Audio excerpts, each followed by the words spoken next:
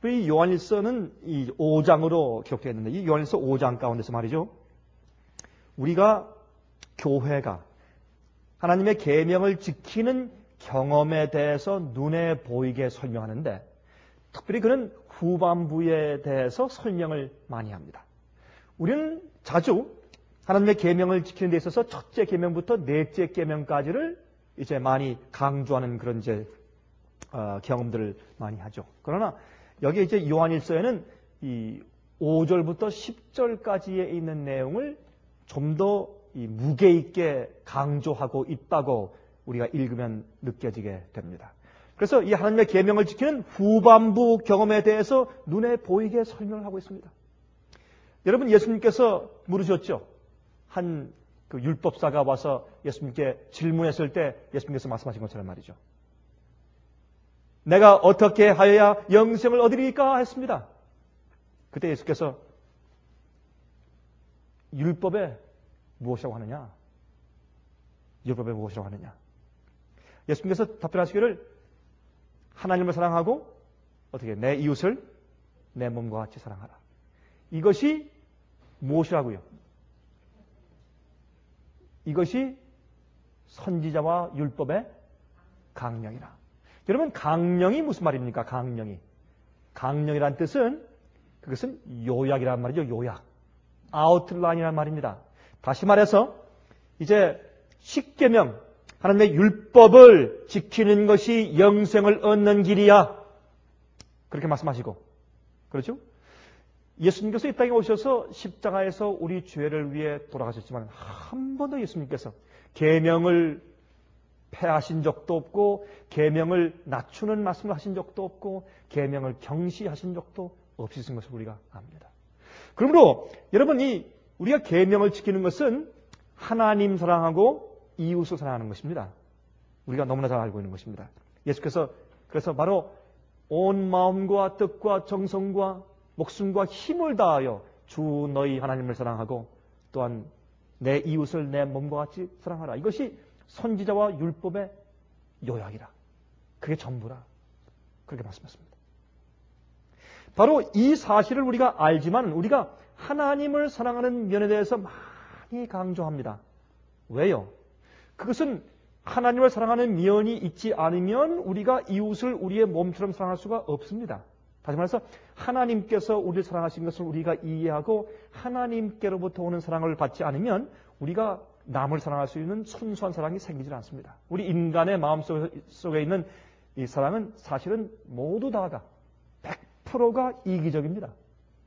우리 인간의 마음속에서는 순수한 사랑이 자발적으로 흘러나올 수가 없습니다. 그것은 예수님께로부터 오는 사랑이 우리 마음 가운데 흘러 넘쳐서 나오는 사랑이어야지만 우리가 이웃을 우리 몸처럼 사랑할 수 있는 것을 우리가 너무나 사랑합니다.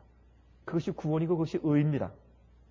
그런데 이제 그것을 이제 우리가 알지만 우리가 많은 경우에 계명을 지키는 경험을 이야기할 때 하나님에 대한 사랑을 많이 강조하고 이웃에 대한 사랑에 대해서 덜 강조할 가능성이 많습니다. 왜요?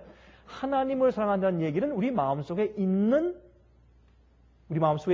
경험들이기 때문에 잘 안 보입니다. 또 우리의 예배와 연금과 기도 등등을 통해서 종교 예식을 통해서 우리가 하나님을 사랑하는 것처럼 보일 수 있는 방법들이 꽤 많이 있습니다.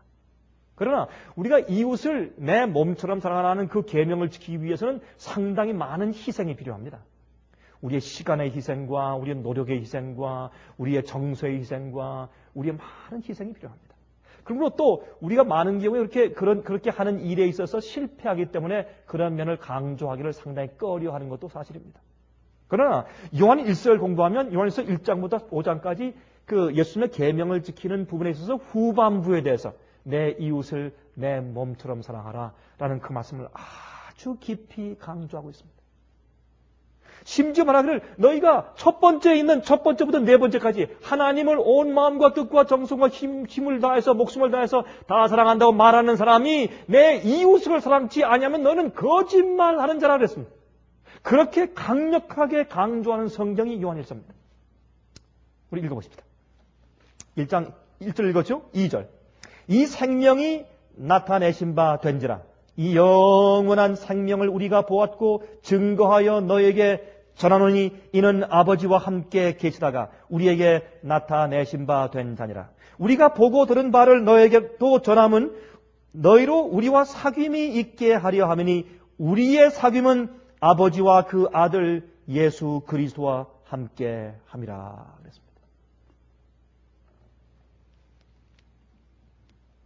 그래서 사실은 내가 전하는 예수는 그냥 듣기만 한 예수가 아니고 내가 만져보고 같이 살아보고 같이 들어보고 내가 직접 주목해보고 같이 지내본 예수. 하나님 아버지와 동등됨을 취할 것으로 여기지 아니하시고 종의 형상을 취하시고 이 땅에 오셔서 우리와 함께 거하시는 그분. 내가 그분을 너희한테 설명해 준다 그렇게 말하고 있는 것입니다. 그래서 우리의 사귐은 하나님 아버지와의 사귐인데 예수 그리스도를 통해서 사귀는 것이라고 우리가 지금 설명하고 있습니다. 2장 3절부터 읽어보십시다. 우리가 그의 계명을 지키면 이로써 우리가 저를 아는 줄로 알 것이요. 이제 계명을 지키는 일에 대해서 강조하고 있습니다. 4절 저를 아노라 하고 그의 계명을 지키지 아니하는 자는 거짓말하는 자요 진리가 그 속에 있지 아니하되. 우리가 이 면을 하나님을 사랑하는 첫째부터 네 번째 계명, 나 이외에 다른 신을 내게 두지 말지니라.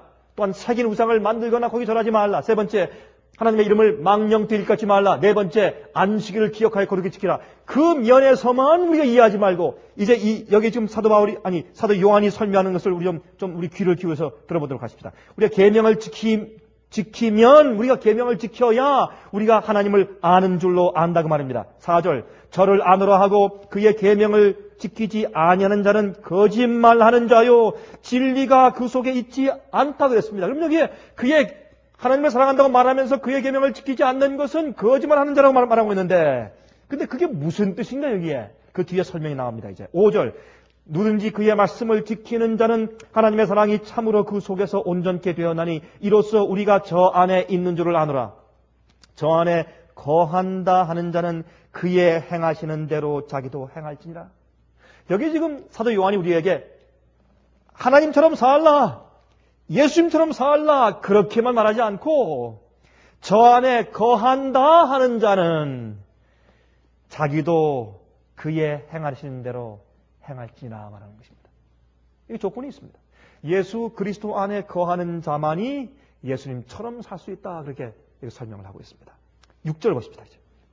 7절 사랑하는 자들아 내가 새 계명을 너희에게 쓰는 것이 아니라 너희가 처음부터 가진 옛 계명이니 이 옛 계명은 너희의 들은 바 말씀이거니와 다시 내가 너에게 새 계명을 쓰노니 저에게와 너희에게도 참된 것이라. 이는 어두움이 지나가고 참된 빛이 벌써 비침이니라.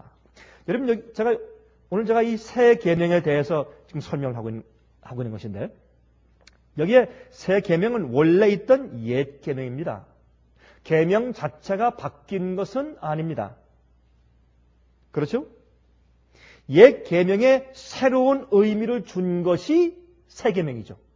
옛 계명을 올바로 이해하지 못하고 계명을 지키는 경험을 올바로 체험하지 못하는 자들에게 옛 계명에 대해서 새로운 의미를 부여해 주는 것이 새 계명입니다. 그렇죠? 여러분 레위기 19장 18절 좀 잠깐 갔다 오십시다. 레위기서 19장 18절입니다. 이렇게 말씀되어 있습니다.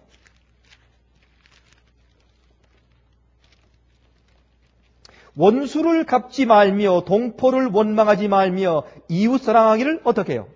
내 몸과 같이 하라. 나는 여호와니라. 이미 내 이웃을 내 몸과 같이 사랑하라 하는 말씀은 이미 구약시대에 이미 주어지셨던 명령이고 말씀입니다. 여러분 하나님을 사랑하되 온 마음과 뜻과 정성을 다해 사랑하고 그 말씀은 신명기 6장 5절에 있어요. 또 내 이웃을 내 몸과 사랑하라 하는 말씀은 이미 구약성경의 레위기에 있습니다. 그러므로 예수께서 계명을 지키라. 계명을 지키는 것이 영생인데 그것은 온 마음과 뜻과 정성과 목숨과 힘을 다하여 주 너희 하나님을 사랑하고 또한 내 이웃을 내 몸과 같이 사랑할 것이니라. 이것이 선자와 율법의 강령이라 하신 말씀은 예수님께서 오셔서 새 계명을 주신 것이 아닙니다. 옛날에 이미 모세에 의해서 옛날에 이스라엘 백성들 주신 옛 계명 가운데 이미 다 들어있습니다. 그것을 그들이 경험하지 못하고 성령으로 거듭나지 못하기 때문에 그 계명을 지키는 것을 체험하지 못하는 사람들에게 옛 계명에게 새로운 의미를 주는 것이 새 계명이었습니다.